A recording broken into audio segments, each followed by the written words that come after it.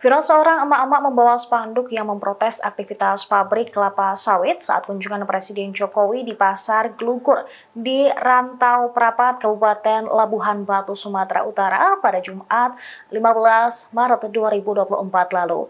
Wanita berbaju biru muda dengan lengan panjang tersebut berteriak minta tolong ke Presiden Jokowi agar membantu permasalahan di lingkungannya.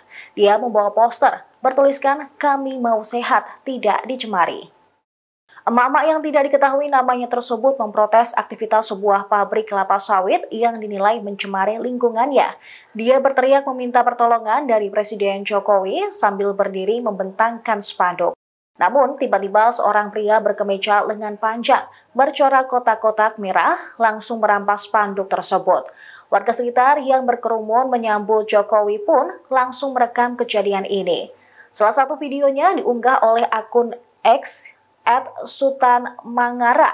Penolakan masyarakat ini dikarenakan lokasi pabrik berdekatan dengan rumah warga sehingga menimbulkan kerusakan lingkungan. Salah satu petugas yang menggunakan baju safari dalam kunjungan Jokowi tersebut lalu berusaha menenangkan dan mengamankan emak-emak tersebut. Namun, dia terus memanggil nama Presiden Jokowi. Sementara itu, Pas Pampres membantah telah merebut spanduk yang dibentangkan warga ketika kunjungan kerja Presiden Jokowi di Pasar Glugur, Labuhan Batu, Sumatera Utara pada 15 Maret lalu. Asintel Pas Pampres Kolonel Kaf Herman Tariaman pada hari Senin 18 Maret mengatakan bahwa saat pelaksanaan pengamanan Presiden di Pasar Glugur, Pas Pampres menggunakan baju resmi taktikal lengan panjang berwarna biru untuk main group, serta baju resmi taktikal lengan pendek warna merah marun untuk tim advance. Sementara dalam video yang beredar di media sosial, pria yang berebut spanduk tersebut tidak menggunakan baju yang dikenakan Pas Pampres. Ia menegaskan tugas dan fungsi Pas Pampres telah diatur dalam Undang-Undang Nomor 34 Tahun 2004 tentang pengamanan VVIP adalah melaksanakan tugas dengan cara pengamanan fisik jarak dekat terhadap VVIP, dalam hal ini Presiden. Dalam pelaksanaan tugasnya, Pas Pampres pun harus fokus terhadap pengamanan Presiden.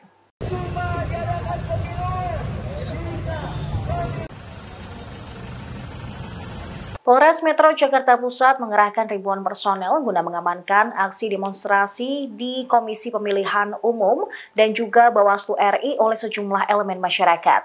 Kapolres Metro Jakarta Pusat, Kombes Susatyo Purnomo Condro mengatakan bahwa ribuan personel itu terdiri dari TNI, Polri, dan sejumlah instansi lainnya. Di DPR melibatkan 1.087 personel, sedangkan di Bawaslu melibatkan 507 personel, dan di KPU RI melibatkan 770 personel. Rekayasa lalu lintas akan diberlakukan melihat perkembangan dinamika situasi di lapangan. Pihaknya mengimbau kepada para personelnya agar mengedepankan tindakan persuasif dan tidak terprovokasi dalam menyikapi unjuk rasa.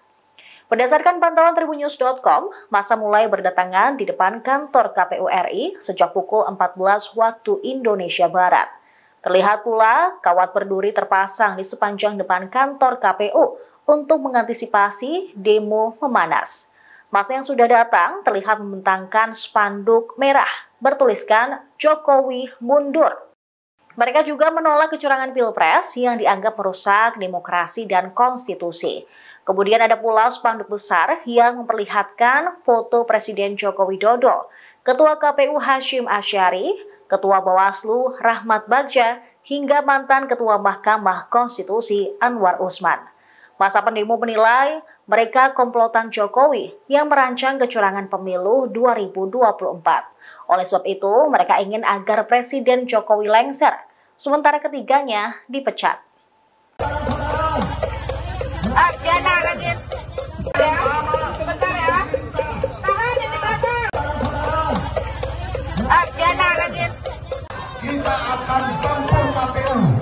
Sejumlah massa melakukan aksi demo di depan kantor KPU RI pada Senin 18 Maret 2024. Demo aksi Rakyat Selamatkan Indonesia ini menolak kecurangan pemilu 2024 dan menuntut Presiden Jokowi dilengserkan.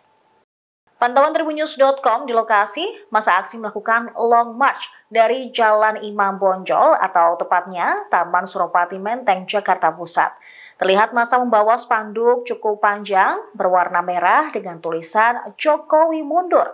Mereka meneriakkan kalimat di spanduk tersebut sambil terus berjalan. Ada pula poster-poster berukuran sedang yang isinya penolakan terhadap kecurangan pemilu.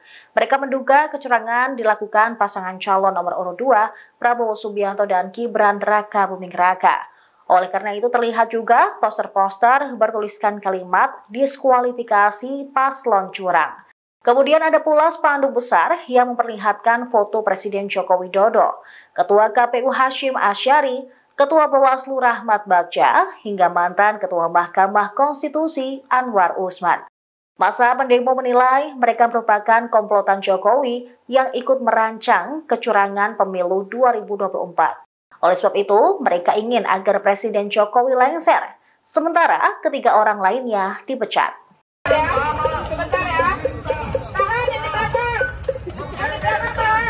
Kami tidak mau dipimpin oleh kumpulan penipu dan rampok. Mantan Danjen Kopassus, Maijen TNI Purnawirawan Sunarko ikut berdemo soal kecurangan pemilu 2024 di depan kantor KPU RI Jakarta pada Senin 18 Maret 2024. Dia berorasi dan menyatakan tidak ingin dipimpin oleh kumpulan penipu dan perampok. Tampak Sunarko berdiri di atas mobil komando yang sudah dilengkapi beberapa speaker. Bahkan mobil tersebut dibentangkan spanduk tuntutan mereka. Spanduk itu bertuliskan tumbangkan dan adili Jokowi, pecat Ketua KPU RI dan Ketua Bawaslu RI. Sunarko dengan tegas mengatakan bahwa mereka tidak ingin dipimpin oleh komplotan penipu dan perampok. Perampok yang ia maksud adalah perampok suara dalam Pilpres 2024. Diketahui mereka menggelar aksi untuk menolak kecurangan pemilu 2024. Ratusan orang peserta aksi rakyat Selamatkan Indonesia tersebut tiba di depan kantor KPU RI sekira pukul 14.15 waktu Indonesia Barat. Sebagian membawa spanduk yang menuntut agar Presiden Jokowi mundur. Kemudian pemecatan Ketua KPU Hashim Asyari dan Ketua Bawaslu Rahmat Bagja. Dengarkan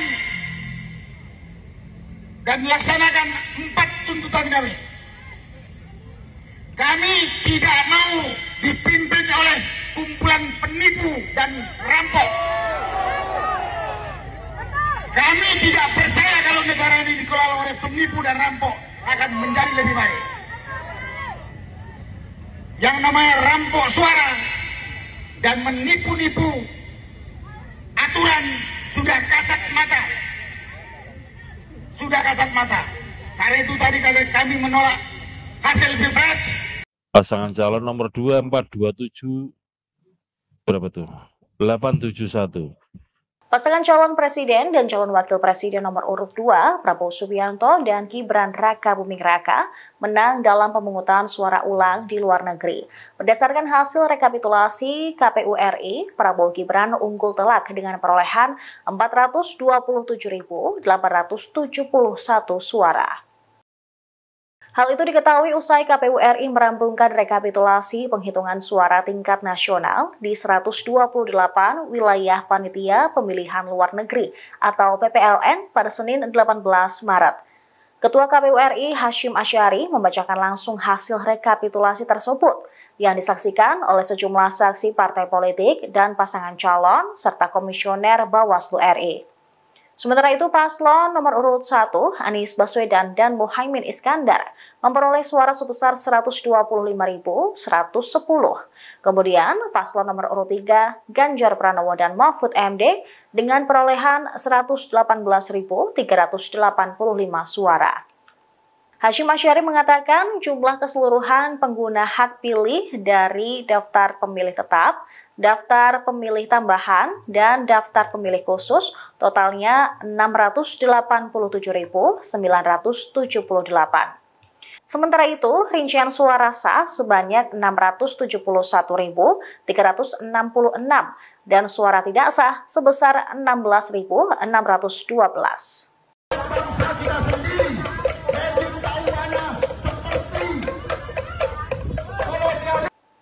Sejumlah elemen masyarakat kembali menyerukan penolakan hasil pemilu 2024 dengan berdemo di depan kantor KPU RI di Jakarta pada Senin 18 Maret 2024. Massa membawa baliho raksasa bergambar Presiden Jokowi dengan siluet hidung panjang layaknya tokoh cerita Pinocchio.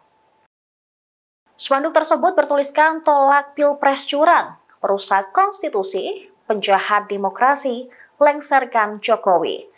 Selain itu, spanduk itu juga meminta agar dipecatnya Ketua KPU RI Hashim Asyari, Ketua Bawaslu RI Rahmat Bagja, dan Anwar Usman dari jabatan Hakim Mahkamah Konstitusi. Selain spanduk raksasa tersebut, sejumlah spanduk lain juga dibentangkan massa aksi di sekitar depan kantor KPU RI. Mayoritas diantaranya adalah menuntut Jokowi untuk segera mundur dari jabatannya. Sementara itu, para massa aksi menempelkan stiker bertuliskan "Jangan percaya KPU" di pakaian atau atribut mereka. Salah seorang orator mengatakan alasan pelengseran Jokowi dikarenakan banyak pengangguran di mana-mana. Demo juga mulai panas lantaran massa membakar ban bekas. Namun terpantau hingga pukul 16.15 waktu Indonesia Barat, kondisi cukup kondusif.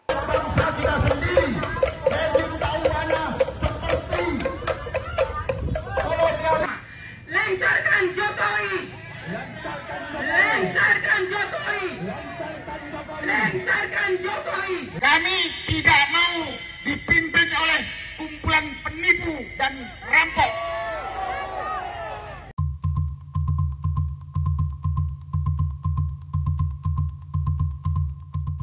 Permintaan Partai Golkar soal jatah 5 kursi menteri di Kabinet Prabowo Gibran menjadi sorotan. Ketua Umum Partai Golkar, Airlangga Hartarto pun kini mengakui pihaknya belum meminta secara langsung kepada Prabowo Subianto. Airlangga yang ditemui usai rapat intern di Istana Kepresidenan Jakarta pada Senin 18 Maret mengatakan jatah kursi menteri partainya pada pemerintahan Prabowo Gibran mendatang masih dalam pembahasan. Pihaknya pun kini masih menunggu pengumuman resmi KPU mengenai pemenang Pilpres 2024.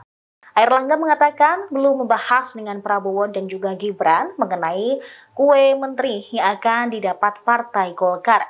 Dia juga mengaku belum meminta posisi menteri mana saja untuk Golkar kepada Prabowo maupun Gibran. Sebelumnya dalam acara buka bersama DPP Partai Golkar di Nusa Dua Bali pada 15 Maret lalu, Airlangga mengatakan Golkar ingin mendapatkan jatah 5 kursi menteri di Kabinet Prabowo Gibran nantinya. Dia menyebut Golkar memiliki kontribusi besar dalam memenangkan Prabowo Gibran di Pilpres 2024. Karena itu, Airlangga berharap kader Golkar diberi ruang yang luas untuk menjadi menteri dalam kabinet mendatang.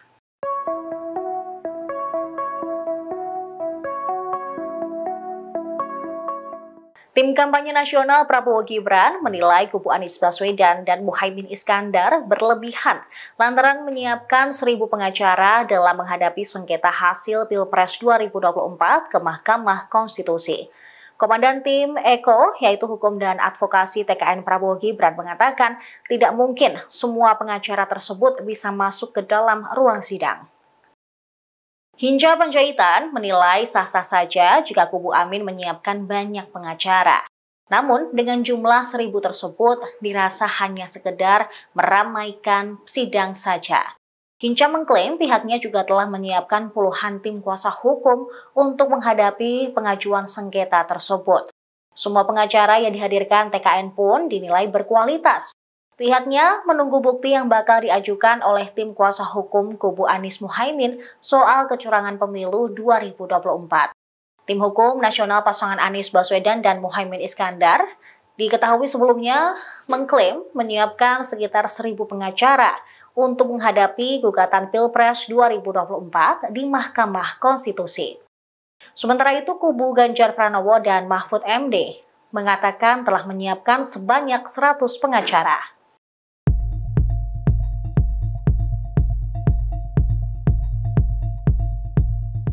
Perdana Menteri Israel Benyamin Netanyahu mengancam akan menyerbu Rafah di Gaza Selatan dalam beberapa minggu. Namun mantan Kepala Staf Angkatan Bersenjata Israel, Moshe Ya'alon, menilai ancaman itu hanyalah gertakan semata. Ya'alon mempertanyakan apakah pemerintah Israel memang perlu masuk ke Rafah. Menurut dia, pemulangan tahanan Israel di jalur Gaza bukanlah prioritas bagi Netanyahu. Dilansir surat kabar Ma'arif, ada pejabat di pemerintahan Israel yang meminta pengorbanan para tahanan sebagai imbalan atas pendudukan jalur Gaza, pengusiran warga Palestina, dan penempatan orang Yahudi di jalur Gaza. Pernyataan itu merujuk pada Menteri Keuangan Israel, Bezalel Smotrich, dan Menteri Keamanan Nasional Israel, Itamar Ben-Gvir, yang tidak ingin mencapai status akhir di mana Israel tidak mengendalikan Gaza. Selain itu, ia menyoroti tanggung jawab Israel atas terbunuhnya 100 orang saat mendistribusikan bantuan kemanusiaan di utara jalur Gaza. Ya'alon juga mendorong percepatan pemilihan umum di negara pendudukan tersebut dan menekankan pentingnya pemilu untuk keluar dari krisis ini dengan kepemimpinan yang berbeda. Dia yakin pemilu Israel bisa membawa negara tersebut keluar dari krisis dengan dipimpin oleh seorang berbeda. Ia pun menyerukan warga Israel untuk turun ke jalan dan melakukan protes. We know that senior Hamas terrorists have regrouped inside the Shifa hospital and are using it. Pasukan Israel menggerebek kompleks rumah sakit Al-Shifa di Gaza pada Senin pagi. Akibat serangan tersebut, kebakaran hebat terjadi di salah satu bangunan rumah sakit hingga menyebabkan pasien anak-anak sesak napas. Seorang saksi melaporkan serangan udara dan tank terjadi di dekat kompleks yang penuh dengan pasien dan pengungsi tersebut. Militer Israel mengatakan kepada para warga untuk segera mengungsi dari Al-Shifa setelah mereka melancarkan serangan. IDF mengatakan tentaranya telah melakukan operasi yang tepat berdasarkan data intelijen, di mana rumah sakit tersebut telah digunakan oleh para pemimpin senior Hamas. Mereka mengklaim pasukannya ditembaki oleh militan Palestina tersebut saat memasuki kompleks rumah sakit. Muhammad Ali, warga yang tinggal tak jauh dari rumah sakit Al-Shifa, mengaku mendengar suara ledakan beberapa kali. Kementerian Kesehatan Gaza yang dikelola Hamas mengatakan kebakaran terjadi di pintu masuk kompleks rumah sakit yang menyebabkan kasus sesak napas di antara pengungsi perempuan dan anak-anak yang berlindung di rumah sakit. Komunikasi pun telah terputus dengan orang-orang terjebak di dalam unit operasi dan darurat di salah satu gedung. Kemudian ada pula yang melihat tank-tank Israel datang dari jalan barat ke Al-Shifa. Suara tembakan dan ledakan pun semakin meningkat. Para saksi mengatakan bahwa pasukan Israel telah menjatuhkan selebaran berbahasa Arab dengan instruksi evakuasi yang sama dan juga peringatan bahwa para warga berada di zona pertempuran berbahaya. Al-Shifa merupakan rumah sakit terbesar di jalur Gaza sebelum perang dan kini menjadi satu-satunya fasilitas kesehatan yang beroperasi sebagian di wilayah utara dan juga menampung ratusan warga sipil yang mengungsi. Download Tribun X sekarang, menghadirkan lokal menjadi Indonesia.